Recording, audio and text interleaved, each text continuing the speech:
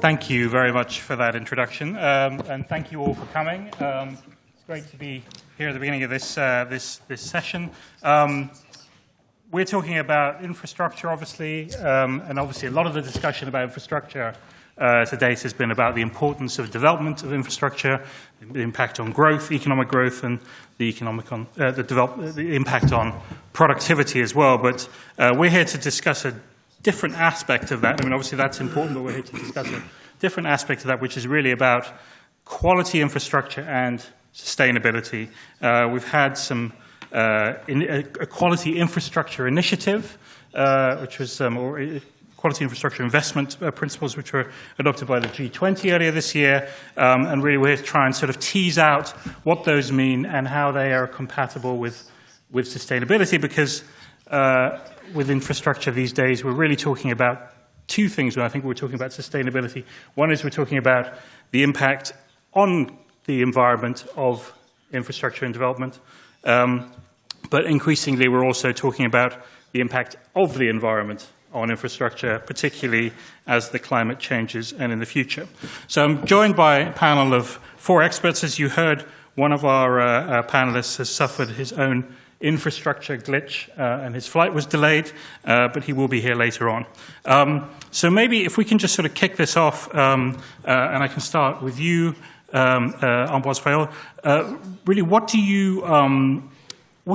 do we mean by quality infrastructure, and how is this compatible or not with sustainable development? Well, what I would say is what we mean by quality infrastructure is infrastructure that is consistent with the objectives of having the SDGs, but also more generally a climate-friendly impact. And as you know, at the European Investment Bank, we are in a very ambitious project now that we have proposed to our shareholders on both having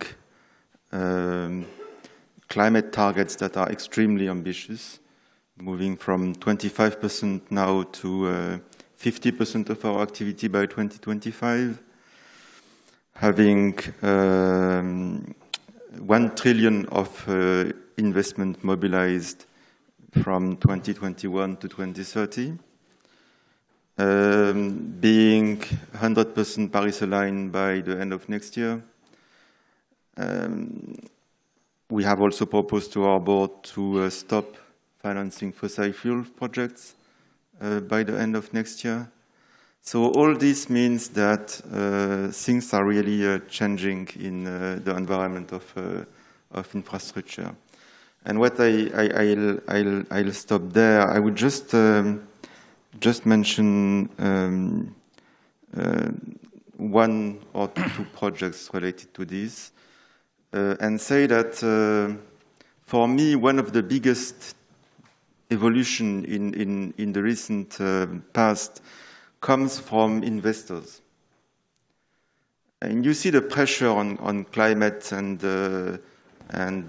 climate-friendly investments from the electorate. You see it from the politicians. But you see it also from the investor community. And I think this is something that sometimes we underestimate, the impact of the fact that, for example, in our case, we have been the first issuer to issue a green bond in 2007. Now, these days, these are very common bonds. The truth is, the problem is not a problem of finding investors to buy these bonds, if there is a problem. Actually, the problem is more to find projects of a high quality that can be understood under climate objectives. And I think this is a big change, because you have investors now that who have the feeling that if they don't move, they fear that maybe they will end up with stranded assets. And we will see that more and more in the future. Just one example that we have done in Germany. It is called Emscher Sanitierung. Emscher is a river in in the Ruhrgebiet, so in the industrial part of Germany. It's a big project that is a very complex one, 450 million euros, that we have done to hope that basically the river will be wastewater free again in 2020. It is quite ambitious.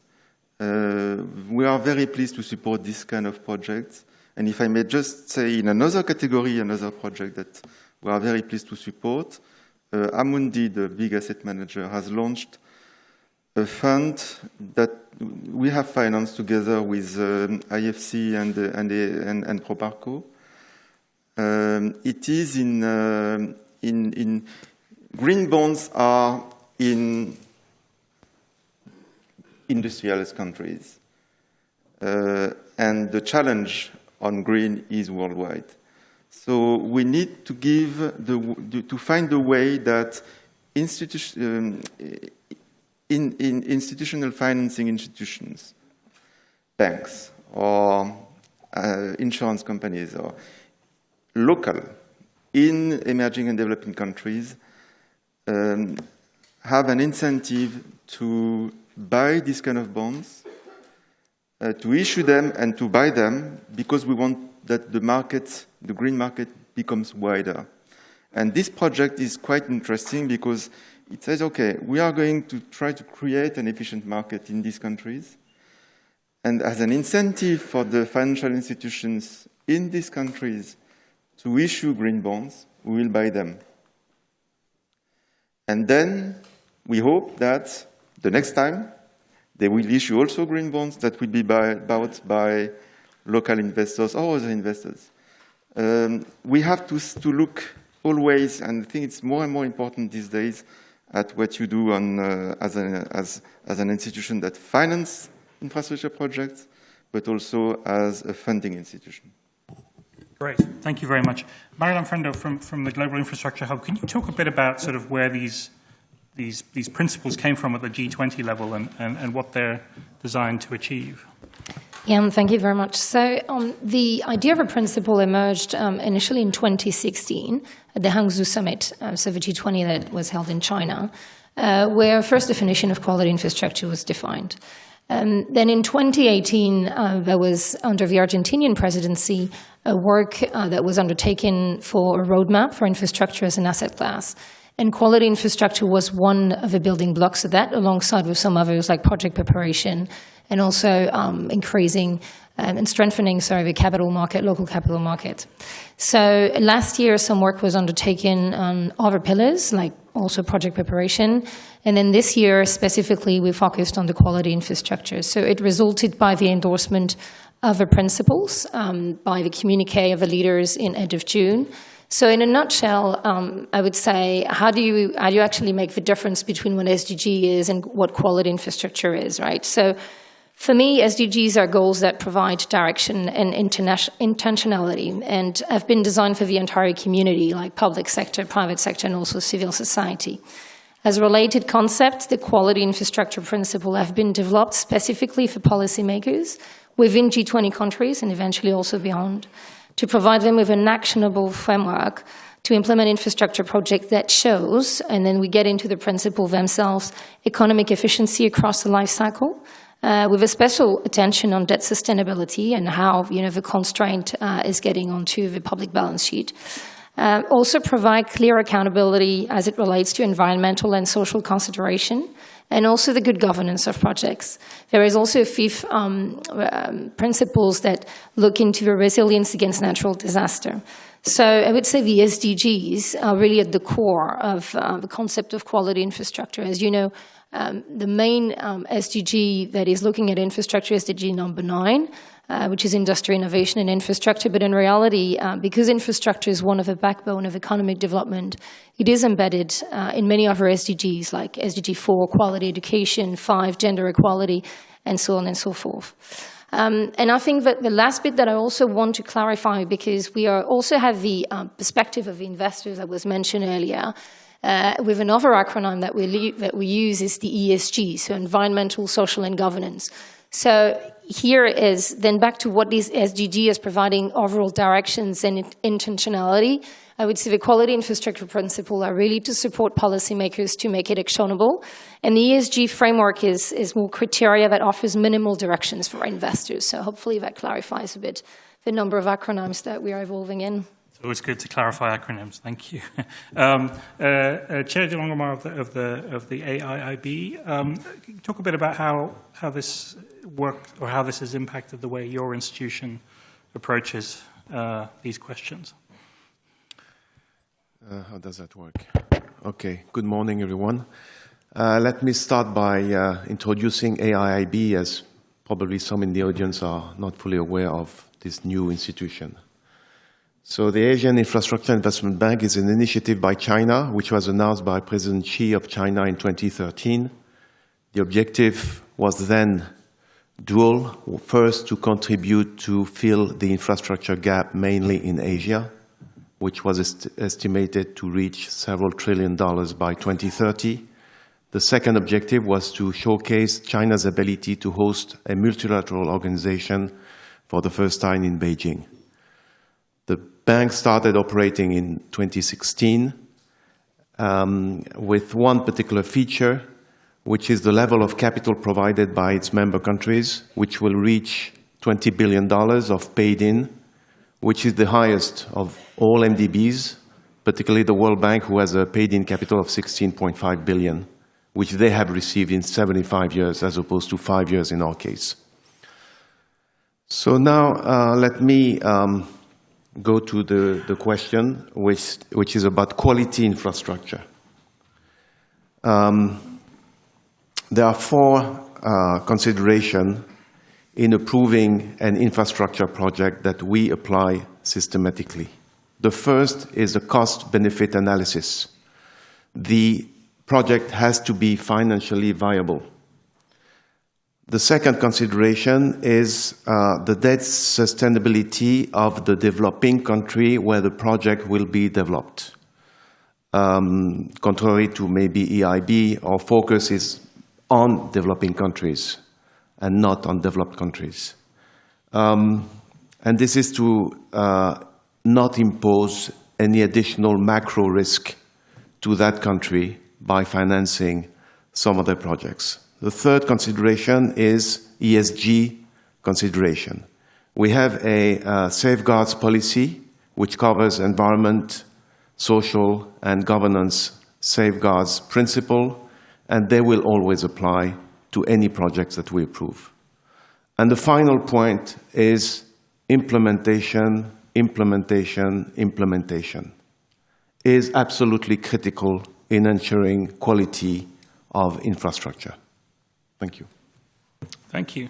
And then Antoine of the Banque des Territoires, you're obviously financing projects exclusively in France, I think. How do you interpret these global principles when it comes to what you're doing? The territories. Let me, ladies and gentlemen, good morning. On Banque des Territoires, so same vision as President Xi. Our general director, Eric Lombard, 1 year ago decided to bring along all the historical department of Caisse des Dépôts that were fostering economic development in France, gathering them with a global firepower of €1 billion equity per year, 15 billion euro lending. The goal was really to foster economic development in French territories with a view on sustainable development, but also on reducing inequalities. And I think the two go together.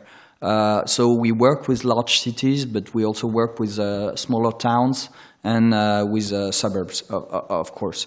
I would say that on quality infrastructure, my view is that a quality infrastructure is, as Jean-Bernard Lévy mentioned, resilient first. And I would mention the example, we just took the decision last Friday to rebuild the Saint-Martin telecom grid in the Caribbean. And of course, we are going to rebuild it underground, which makes sense in the context described this morning. So first, resilient. Second, of course, aimed at fighting climate change. And here I have a wide list of examples of what we do, but I think the daily task of my teams is really to be on that. We finance the renewable energy production projects in France, about 3 gigawatts. As an example, we are part of 3 of the 6 offshore wind projects in France. But more importantly, we work with all the municipalities, all the regions for very, very small projects. I was mentioning to you, Peter, preparing this. We invest 1 billion a year, but we do more than 200 projects a year, which means very small infrastructure if they exist, and I believe they do. Second, and it's the most difficult sector, especially for France, transportation.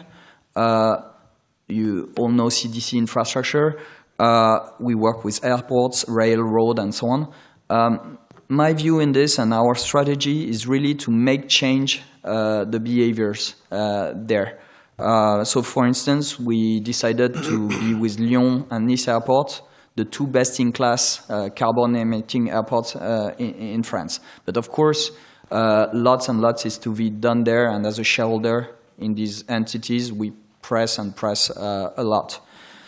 And third reflection is to change behavior of people, and I think infrastructure can do. And let me give you an example of what we do. For instance, we, as you know, France is developing a very wide broadband network. We call it FTTH or FTTO, fiber to the home or fiber to the office. And if you let the private sector do, they will only go in large municipalities, towns, and so on, not in what we call the white zones. And together with the French government and also with the regions, we are developing that network. And in a way, for me, it's fighting climate change, because in the future, it's this infrastructure that would make people transport themselves, travel less to larger towns and stay in their area. So it's in a way to change behaviors. One last thing, and it's the tougher area, and people don't talk about it very often, it's existing and future construction. Future construction, of course, we talk about it a lot, and for instance, we are in the first positive energy building in France, the Elitist Tower in Strasbourg. But 99% of the construction in France is existing construction. So this is where, and it's 1/3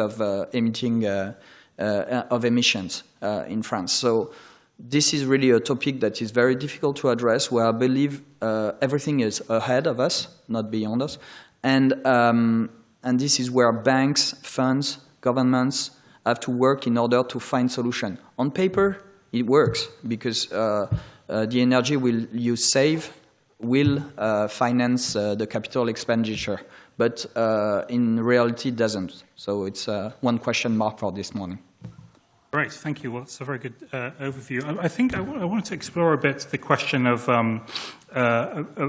really to what extent market forces help or hinder these kind of priorities, and really to what extent governments need to sort of set the parameters, or international bodies need to set it. Where does the sort of the guidance come from, and to what extent can the laws of supply and demand and financial investment and return be allowed to work? Maybe if I can start with you, Marie, just sort of how do you see that interaction? Well, if we start with what the role that the public sector should continue playing in developing infrastructure, I think the key element is project preparation. We were hearing from Ambroise earlier that indeed we are not short of capital, we are short of actually good and bankable projects. And in this very early stage of project preparation will never be a place for investors to step in very massively.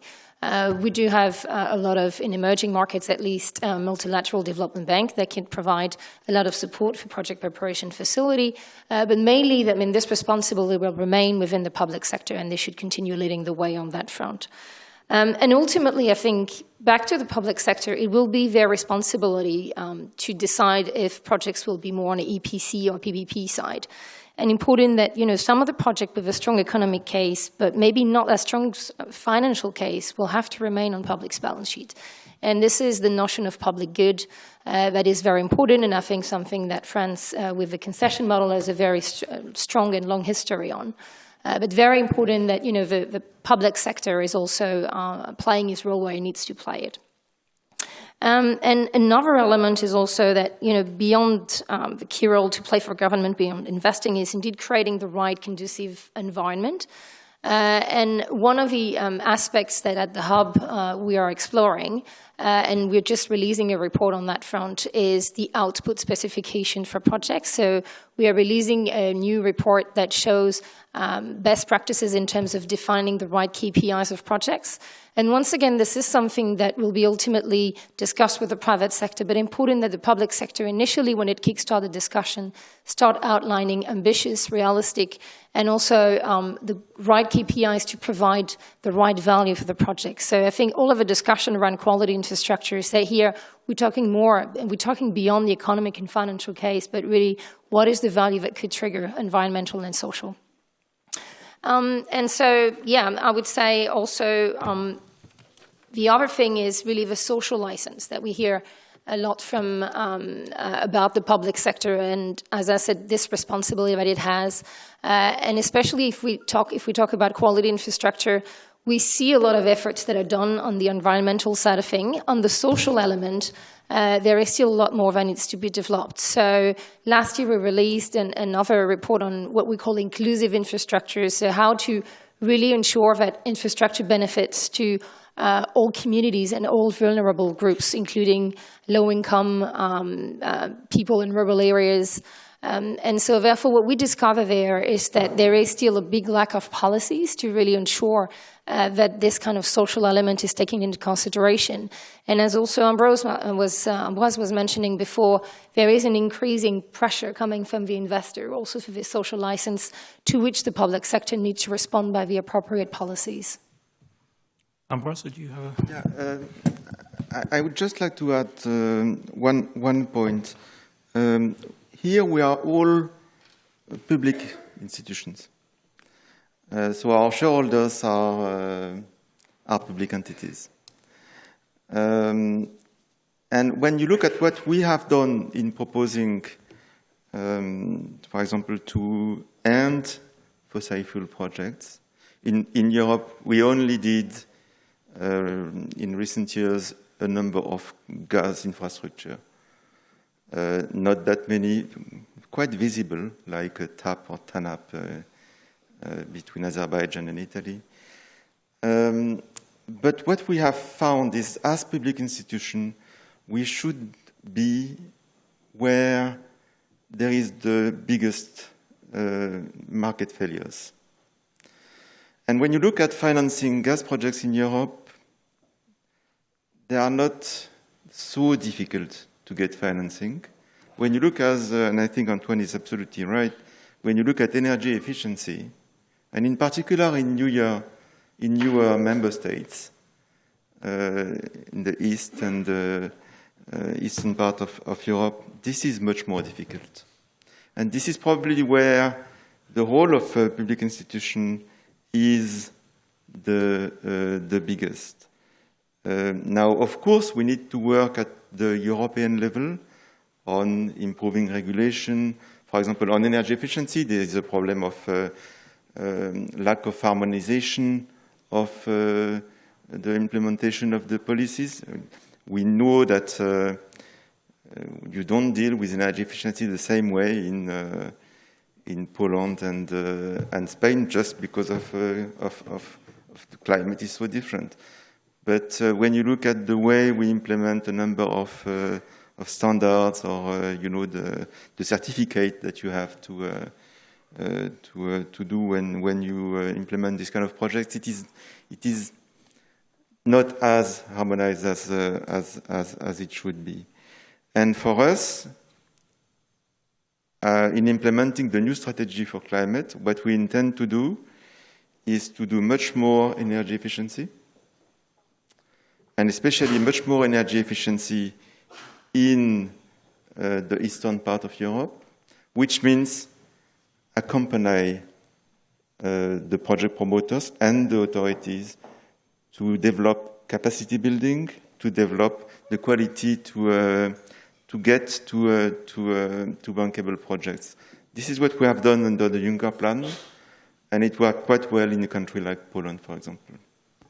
Thank you. Antoine, I just want to follow up on this idea of market failure, because I think you can obviously look at your role as stepping in where the market is not currently functioning.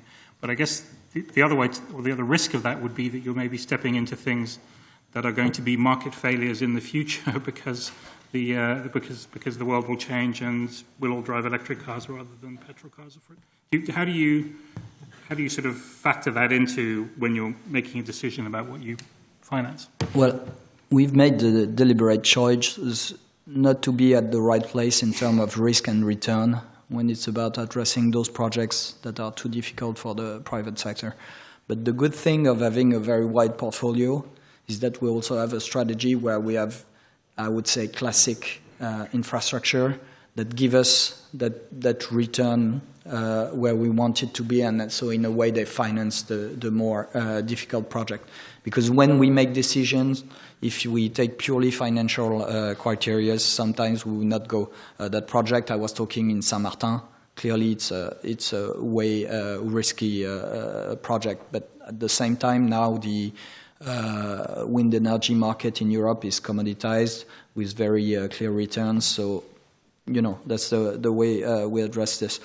One point I would add on as was mentioned, in a way we are all from the same world, but we have a clear role towards governments and toward local entities, is to help them think and design the policy, as Ambroise just mentioned, but also for smaller entities, and here I'm talking of smaller municipalities, even regions, and not only in France, everywhere in Europe or in the world, I'm sure, we put some engineering, financial engineering. To me, that's key. That's something I was not factoring in when I joined Banque des Territoires.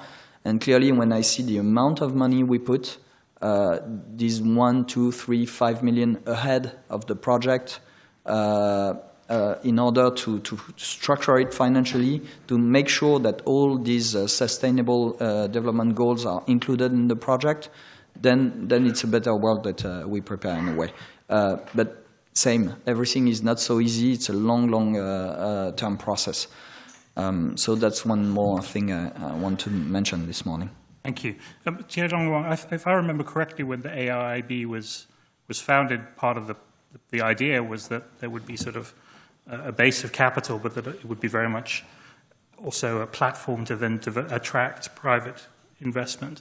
So how has that worked, and to what extent do you do these criteria that you were talking about, are they necessary to attract private investment? Are they sufficient? Okay. There are two issues that we need to tackle. Market failures, as you have indicated, and government limited capacity, particularly in developing countries. So yes, one of our strategy is to promote private sector mobilization. In other words, achieve what has failed in the past in being able to attract so-called non-traditional lenders in the infrastructure space. By non-traditional lenders, I mean pension funds, insurance companies, asset managers.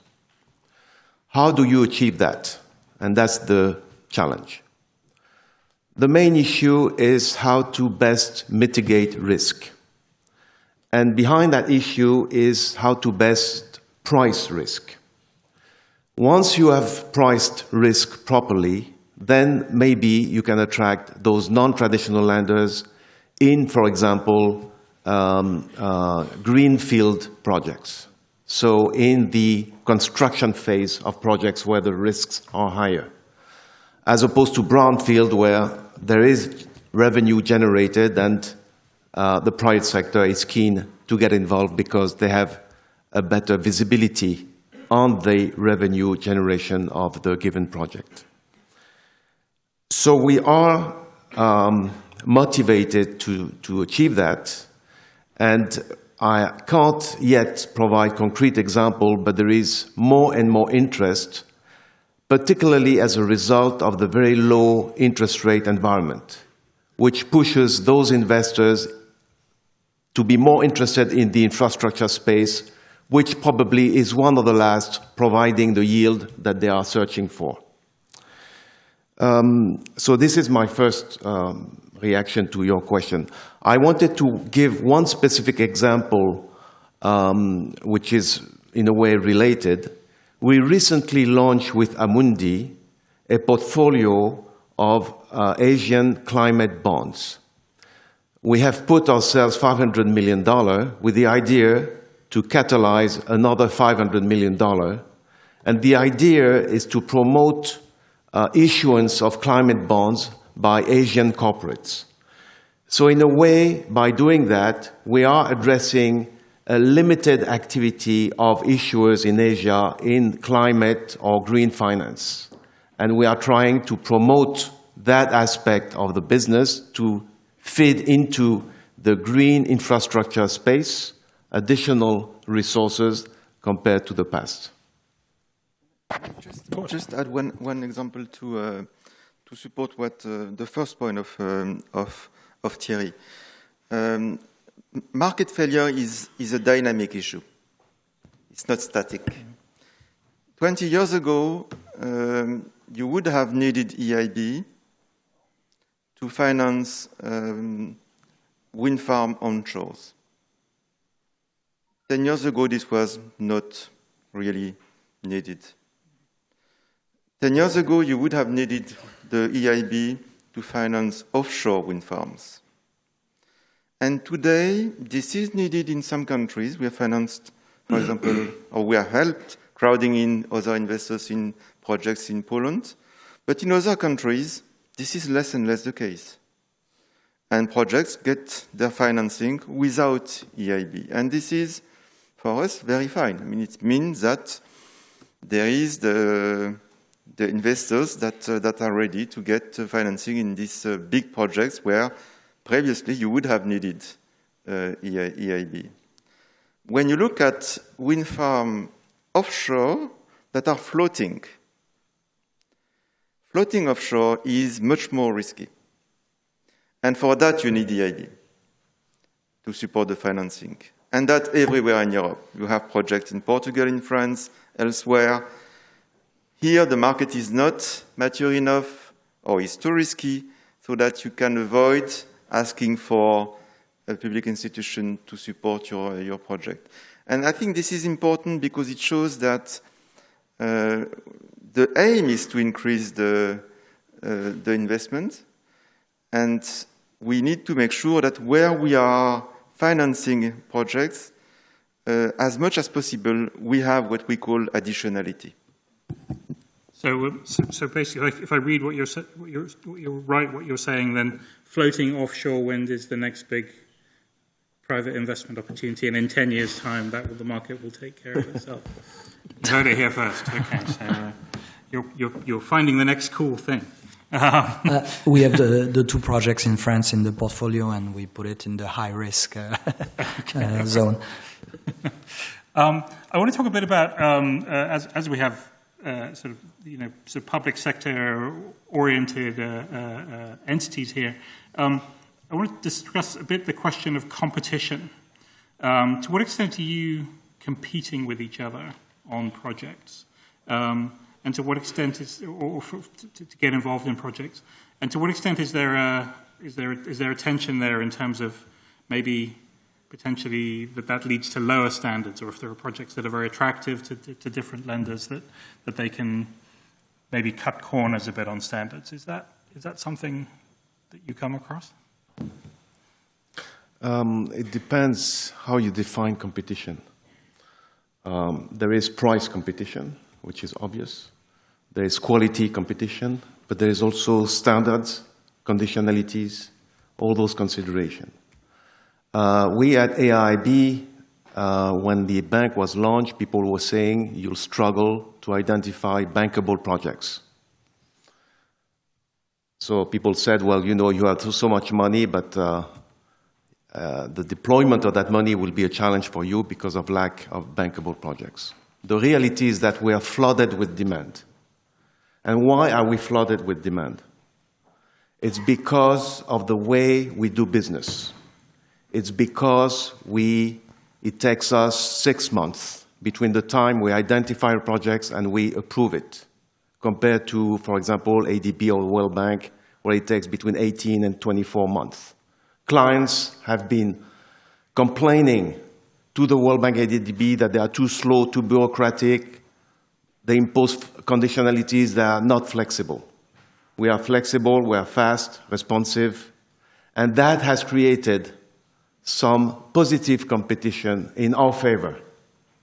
That doesn't mean we don't work with the so-called competitors. We are part of the same family. We work together. We co-finance many projects together. But the consideration has to be broadened to not just a price consideration. I'll make a blunt point. On many projects, we don't have competitors, as you understand. And when we are on tenders on more classic infrastructure, what's not included and what gives you a disadvantage compared to competition is when you price externalities. It's as simple as that. I was talking last week on the round table about impact investing. It's the same issue, so call it social issues or green issues. Today, it's not really priced in, not really factored in. And clearly, this is where there is a role of the public sector, but I believe also in the private sector, a role of the public sector, like we just said, to pour in some money in order to factor in those positive externalities for the world or for local territories. And like it was just said, it's dynamic. So it's just about at the beginning very often, because then after things get better and an economic model is coming. I said I believe in the private sector because we see a lot of things changing in. And now, as we just said at the beginning, investors really demand that the funds factor in. But when there is a competition and when one guy wins with the price that does not factor in the externalities, then the rest of the people have lost. It's as simple as that. So again, there is some progress to be made. I think when you ask the question, you don't ask the question about competition, but unfair competition. And because we are all, none of us, and even not the World Bank, is going to finance 100% of a project. We are partners much more than competitors. And we work together to prepare a project, to work with the promoters, to work in the environment that we have. So I would say that, of course, you will always find cases where you can say, well, this was unfair competition. The truth is, for me, I think that in most cases, what we see is a partnership more than competition. Partnership also on what is the way we look at projects. The fact that, for example, we look at the project not only from a pure financial and economic profitability, but including economic and social considerations. The fact that the needs are quite big, but they need very often to have some component of advisory in them, and that's something that we can certainly bring in a project. But it is true that it requires from the management of this institution, the public institutions, a constant appeal on working together to avoid the risk that you are mentioning, that competition is always good.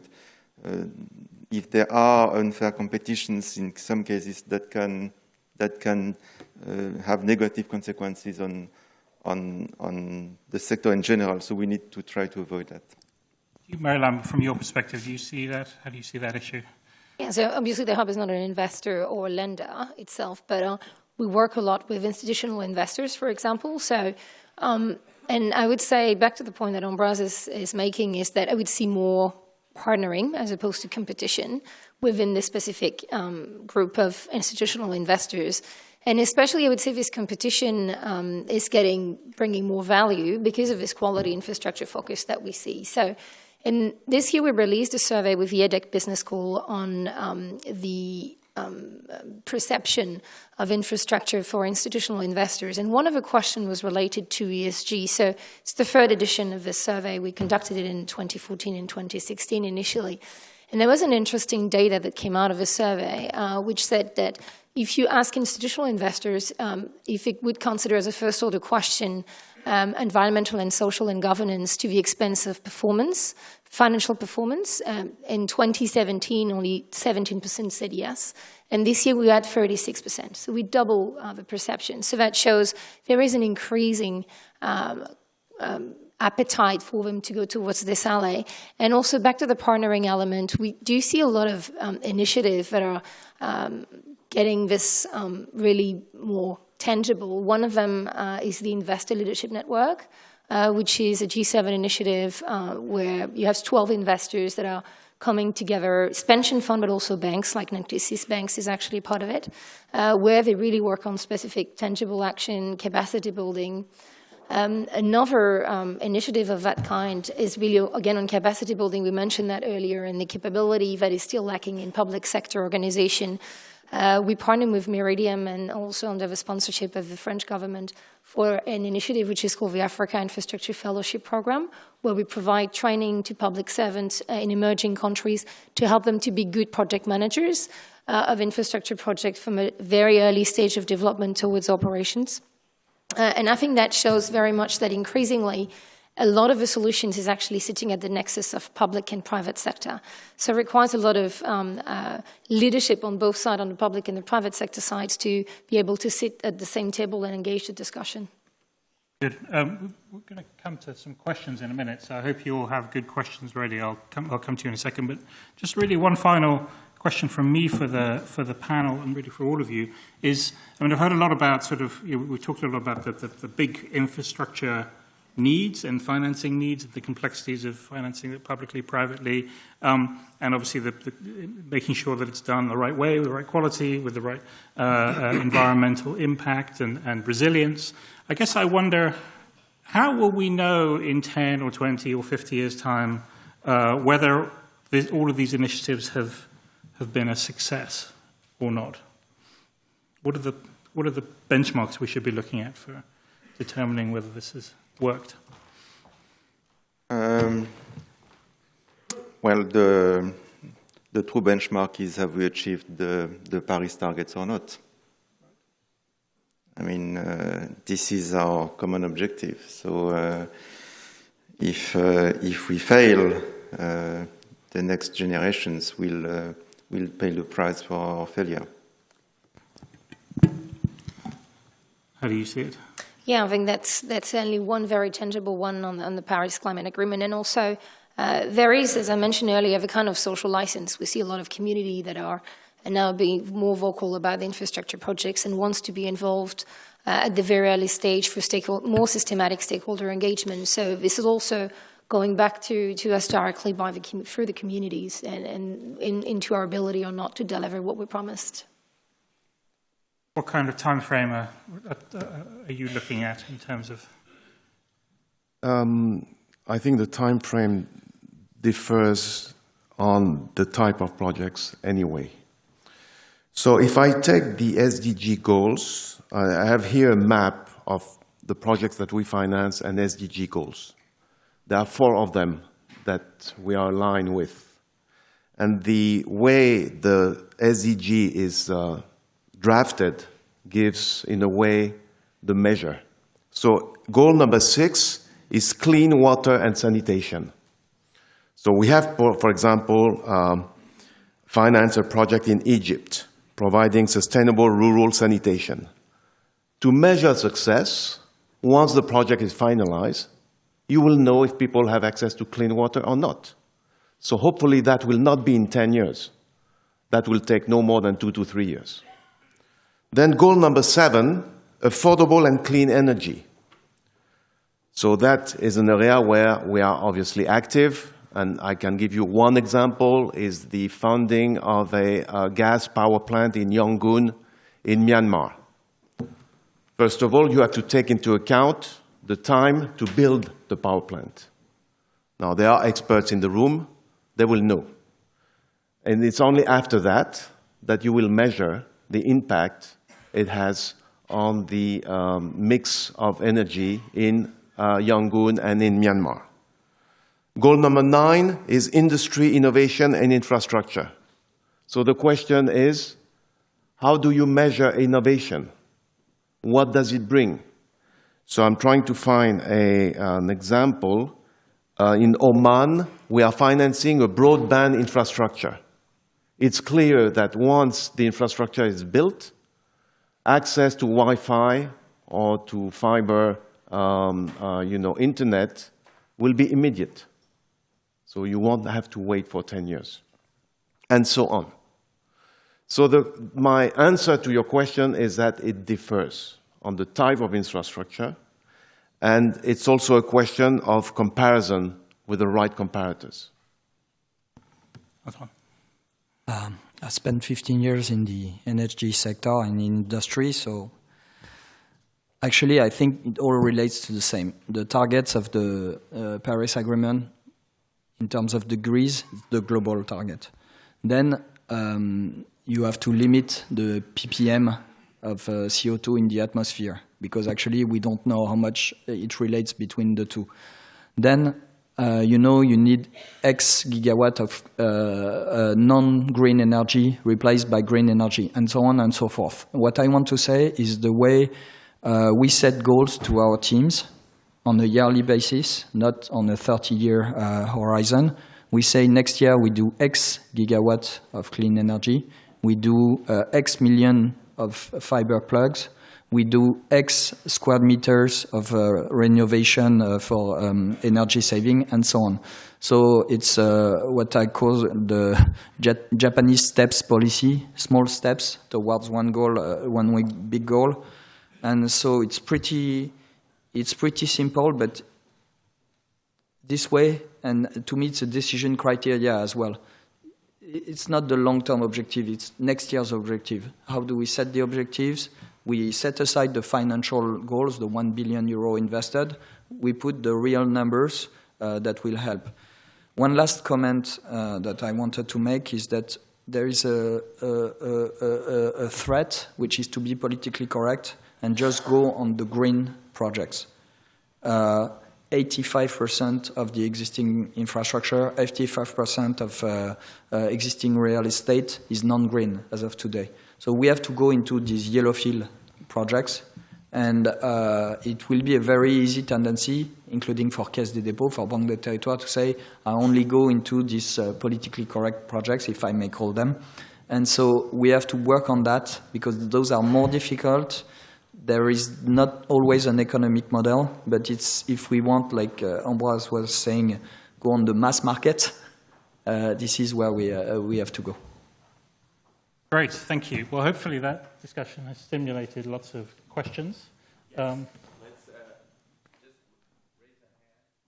a hand. A microphone will be brought to you. Yes, over there. I think our hostesses can bring microphones. Voilà. Hi, good morning. I'm Nathalie Bourgeot from 427, a climate data provider. I have a question to you, to your institutions, about climate adaptation and resilience. Climate is going to deteriorate, and there will be a need for infrastructure of quality to bring resilience and adaptation against floods, against droughts, against more typhoons, a lot in Asia, but also in England and in other places. what are the practical projects you're working on in your institutions right now on this topic? Well, we are actually working on a Metro Manila flood management project. As you know, Manila is prone to typhoons and floods and also rising sea levels. They had actually hardly any management of the flooding, advanced flooding systems and so on. So this is a concrete example of something we are financing. And also on the public sector side, I mean, governments are starting to look into this more proactively. So one example will be the Ministry of Transport in British Columbia in Canada, where they now requires potential impacts of climate change to be considered during the design stage. So specifically calculation around flooding, a quite aggressive target that they're putting out there. And then they also provide guidance to the engineering firm more specifically about how they should calculate that and consider that. So I think it's interesting to see also policymakers proactively embedding this into their own processes. We have launched with AFD and KfW a big project, 2 billion euros, to try to contribute getting plastic out of the oceans. If we don't do enough, there will be more plastic than fishes in 2050 in the oceans. And one of the first projects of implementation of this initiative, we have worked on it at AIIB, is in Cotonou, where part of the city is under floods a good part of the year when it is raining, basically, with big impact on plastics also that are contributing to this problem. And we think that this kind of projects certainly can contribute to increasing adaptation efforts in developing countries. Now, with that being said, I would say that adaptation is a real challenge. And that sometimes it is true that we pay probably more attention and financing to mitigation than adaptation. Plenty of examples. Thank you, Thierry, for raising the example of Manila, because in France, many cities are trying to use big data and to develop smart city program in order to address the consequences.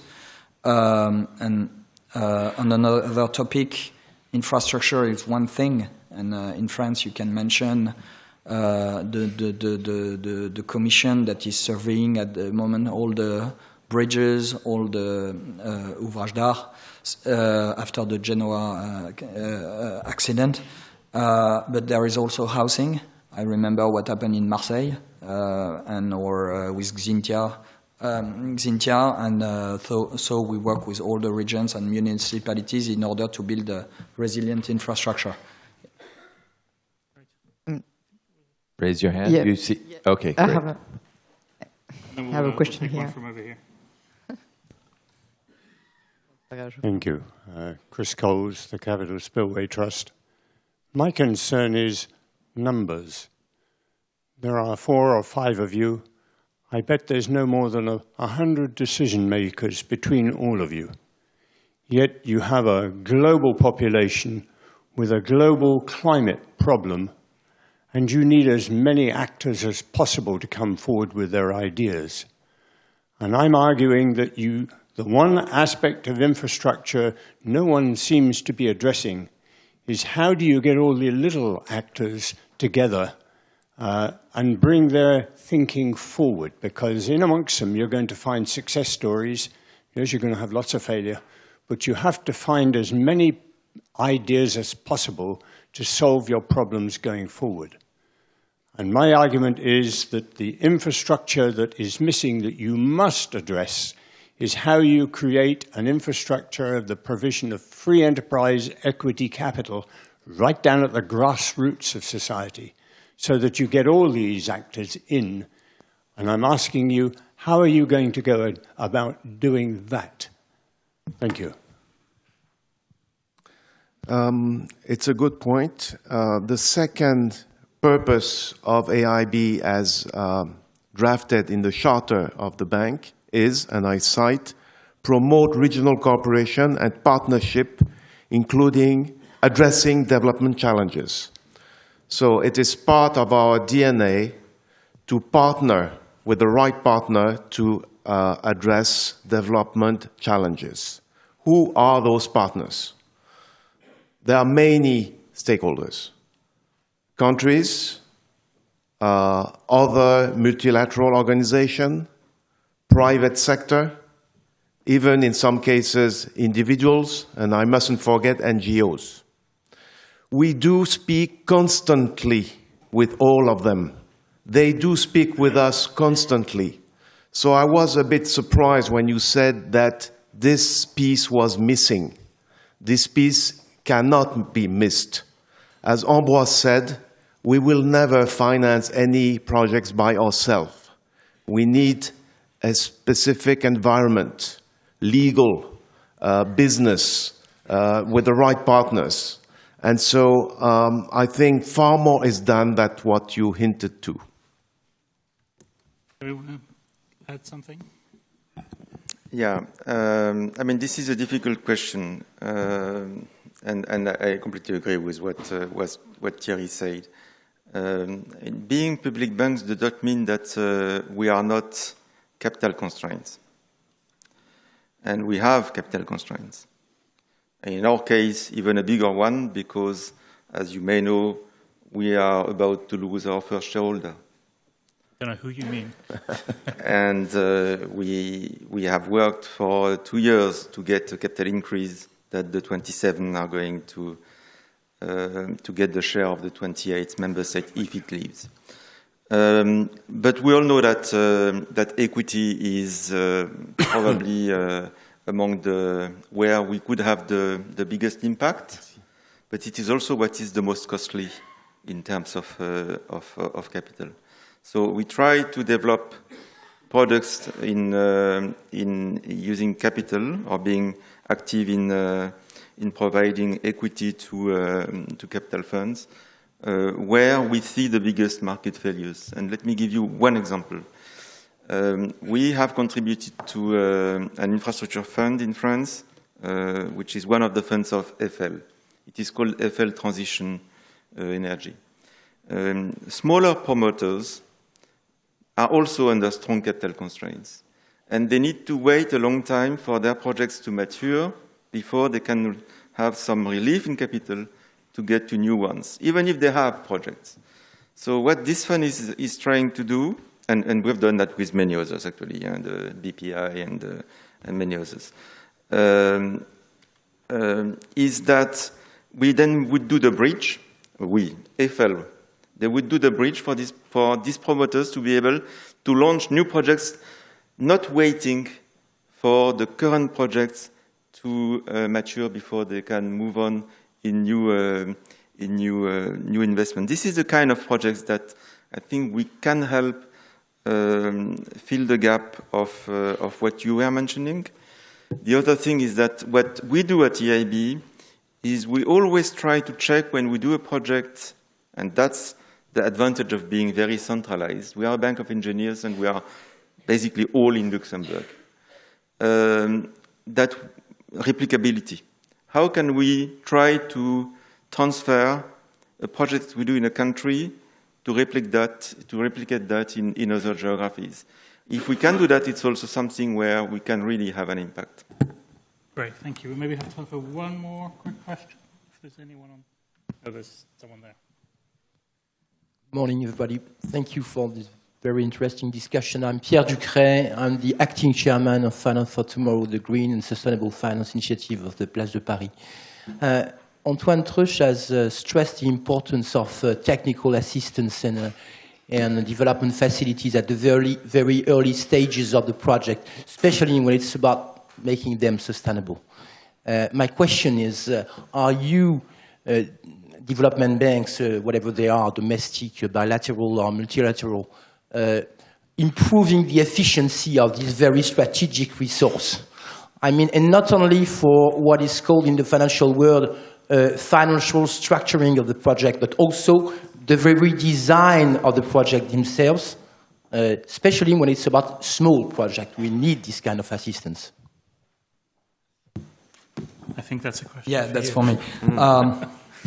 Are we improving efficiency? For sure, because it's not efficient at all. Well, not to say it so bluntly, but yeah, probably the money spent, if you could rationalize it, you would spend 3 times less or something like that. But at the end of the day, I'll give you figures. We invest more than 1 billion euro, and we probably, in this sort of engineering, pour in around 30 million per year on all French territories. I prefer to spend that money. I could probably spend 10 to 15, or structure twice more projects with that same amount of money. But I think we prefer that with this money, we help projects become bankable. We help projects be projects for investment and not for subsidies forever. So I think that's the way we view engineering. At the same time, I think engineering should be put also at national and international level, because, for instance, when there is a social project coming in, it's always okay. There is less return, but it's social.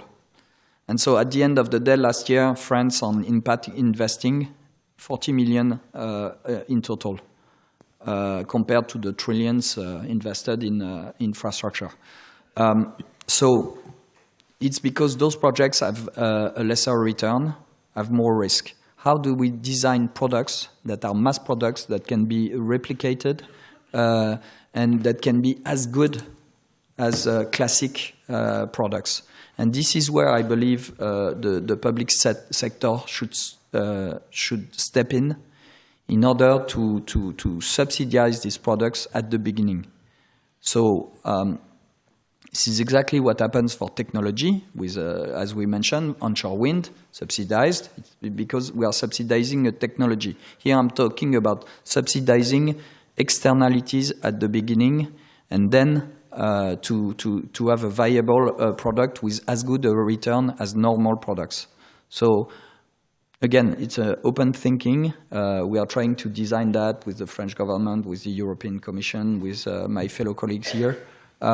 It's something very important for the future to go to mass market replication. Great. Thank you. One word very quickly. In 2015, we launched the Juncker Plan to boost investment in Europe, especially in risky projects.